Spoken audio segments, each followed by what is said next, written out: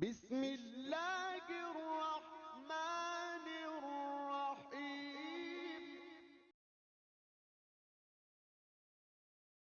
لوگوں کو بتایا یہاں کس غرض سے ٹھہرے ہوئے ہیں اور یہ گھوڑی ساحل پر کیوں باندھی ہے۔ یہ سن کر سمندری گھوڑا گھبرایا اور جلدی سے سمندر میں اتر گیا۔ مجھے دیکھ کر انہیں تعجب ہوا اور وہ پوچھنے لگے کہ یہ نیا آدمی کہاں سے آیا۔ میں نے بھی اپنا قصہ سنا دیا۔ ان کا کام پورا ہو چکا تھا اور انہوں نے چلنے کی ٹھان لی۔ میں بھی ان کے ساتھ ہو لیا۔ چلتے چلتے ہم سب بادشاہ مہر جان کے شہر جا پہنچے۔ جو ہی میرے بارے میں پتا چلا اس نے مجھے اپنے دربار میں حاضر ہونے کو کہا۔ میں نے دربار میں پہنچ کر اسے سلام کیا۔ اس نے سلام کا جواب دیا، بڑی مہربانی سے پیش آیا اور کہنے لگا میں بھی تمہاری کہانی سننا چاہتا ہوں۔ میں نے اسے اپنے سفر کا سارا حال سنایا۔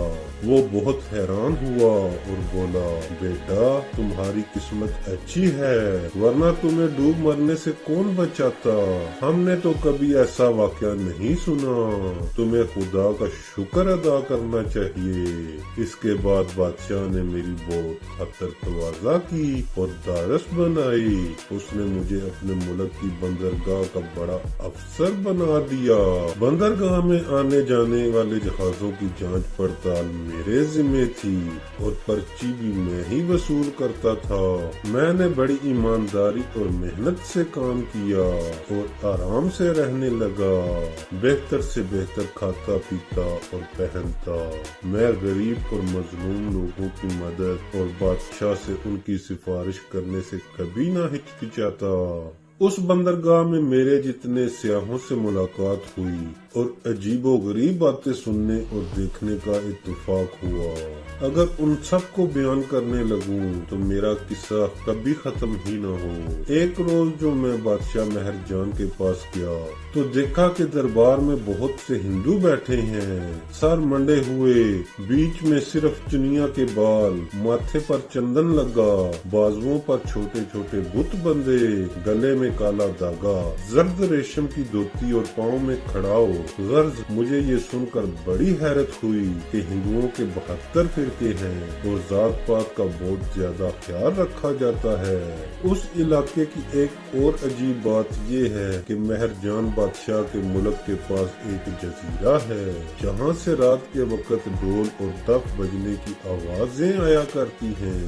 کسی کو معلوم نہیں کہ اس ڈھول ڈمکے کا کیا راز ہے، البتہ سیاحوں کی زبانی مجھے اتنا پتا چلا اس جزیرے پر ایک نہایت محنتی اور سمجھدار قوم آباد ہے۔ اس علاقے کے سمندر میں ایک مرتبہ میں نے ایک مچھلی دیکھی جو 100 گز لمبی تھی۔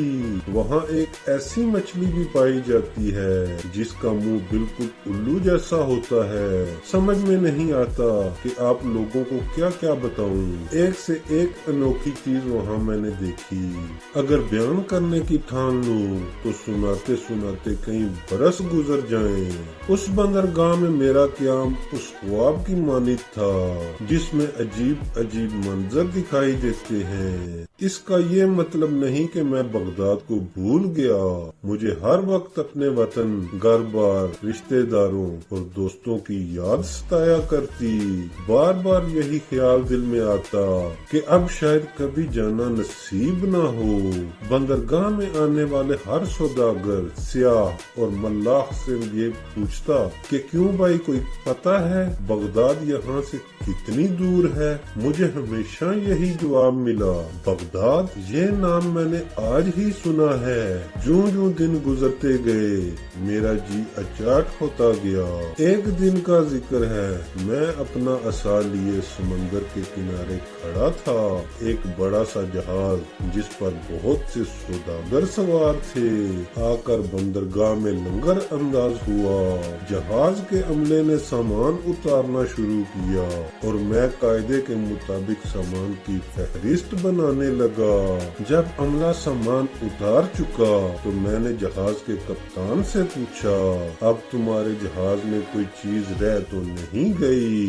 کپتان نے جواب دیا، جناب تھوڑا سا سامان جہاز پر اور ہے، اس سامان کا مالک سفر کے دوران میں سمندر میں ڈوب گیا تھا۔ یہ گویا امانت ہے جو ہمارے پاس ہے، اسے بیچ کر جو روپیہ پیسہ ملے گا ہم مرحوم کے گھر والوں کو پہنچا دیں گے۔ بیچارہ بغداد کا رہنے والا تھا۔ میں نے پوچھا اس سوداگر کا نام کیا تھا؟ کپتان بولا، سندباد۔ میں نے اپنا نام سن کر اسے غور سے دیکھا تو پہچان لیا، یہ وہی آدمی تھا جس کے جہاز پر میں سوار تھا۔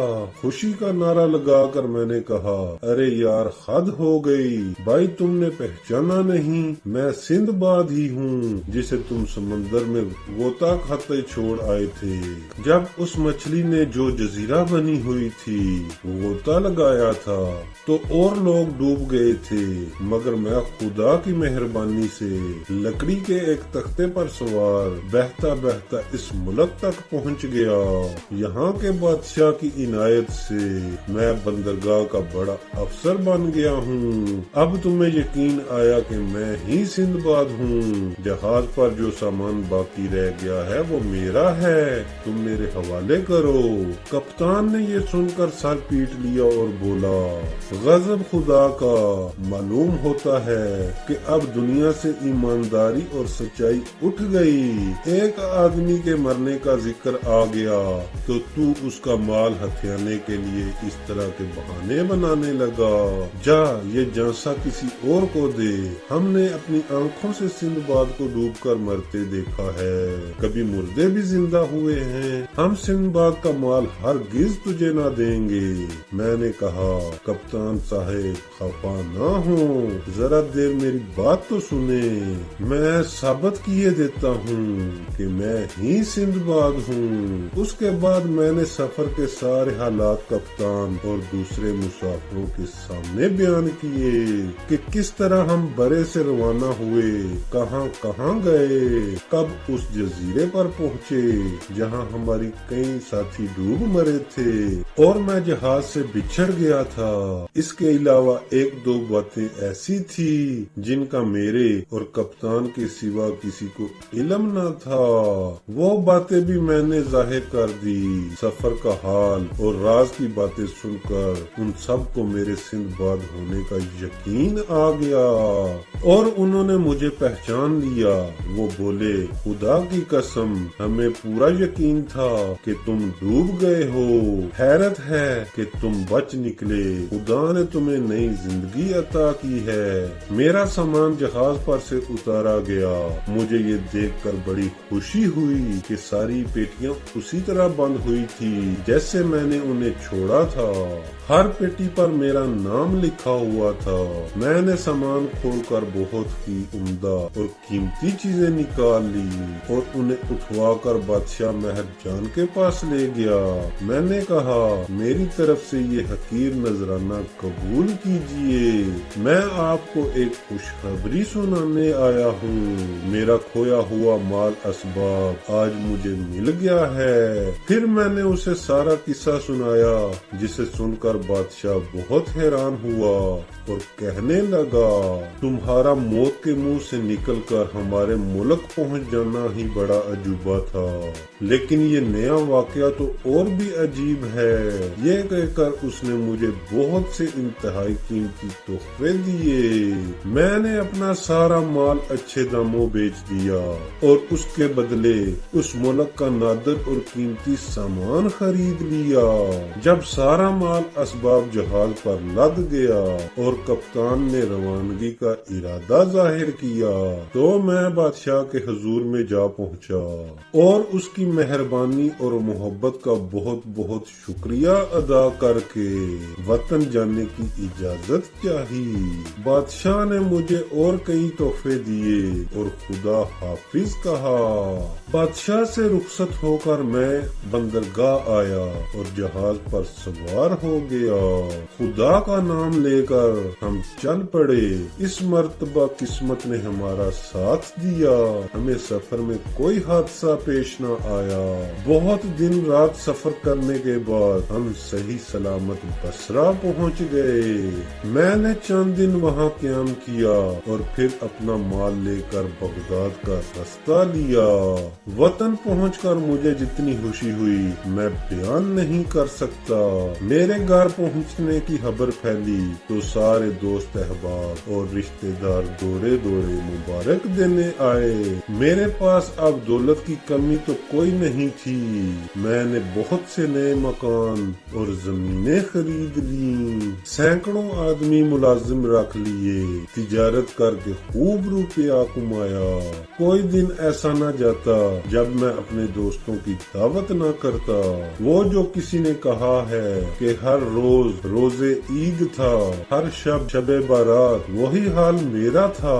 سفر کی مصیبتیں، تکلیفوں کے دن رات سب سنی ہوئی کہانی کی طرح تھے، کبھی بھول کر بھی ادھر خیال نہ جاتا تھا، سوائے گلچتھڑے اڑانے کے کوئی کام نہ تھا۔ یہ تھی بھائیوں میرے پہلے سفر کی کہانی۔ خدا نے چاہا تو کل آپ لوگوں کو اپنے دوسرے سفر کا قصہ سناؤں گا۔ یہ کہہ کر سندباد جہازی خاموش ہو گیا۔ شام کا اندھیرا چھا رہا تھا، ہال میں فانوس روشن کیے گئے اور دوبارہ دسترخوان بچھایا گیا۔ سندباد جہازی نے سندباد حمال سے کہا کہ میاں اب تم رات کا کھانا کھا کر جانا۔ سب نے سامنے پڑے ہوئے کھانوں کے ساتھ پورا انصاف کیا۔ اس کے بعد سندباد جہازی نے سندباد حمال کو 100 اشرفیاں دی اور کہا آج ہم سب تمہارے یہاں آنے سے بہت خوش ہوئے، تم کل بھی ضرور آنا۔ سندباد جمال نے خوش ہو کر اشرفیاں لے لی اور سندباد جہازی کی فیاضی اور ہمدردی کی بڑی تعریف کی۔ گھر جاتے وقت راستے بھر وہ سندباد جہازی کے سنائے ہوئے قصے پر غور کرتا اور حیران ہوتا رہا۔ اس نے پہلے کبھی بھی سوچا نہ تھا کہ کوئی آدمی ایسا عجیب و غریب سفر بھی کر سکتا ہے۔ رات کو وہ اپنے گھر سویا اور صبح ہوتے ہی سندباد جہازی کی حویلی کی طرف چل دیا۔ سندباد جہازی نے اس کی بہت خاطر کی۔ کچھ دیر بعد باقی مہمان بھی آ گئے۔ ان سب نے مل کر خوب جشن منایا۔ جب کھانے پینے سے فرصت ہو تو سندباد جہازی نے اپنے دوسرے سفر کا قصہ سنانا شروع کیا۔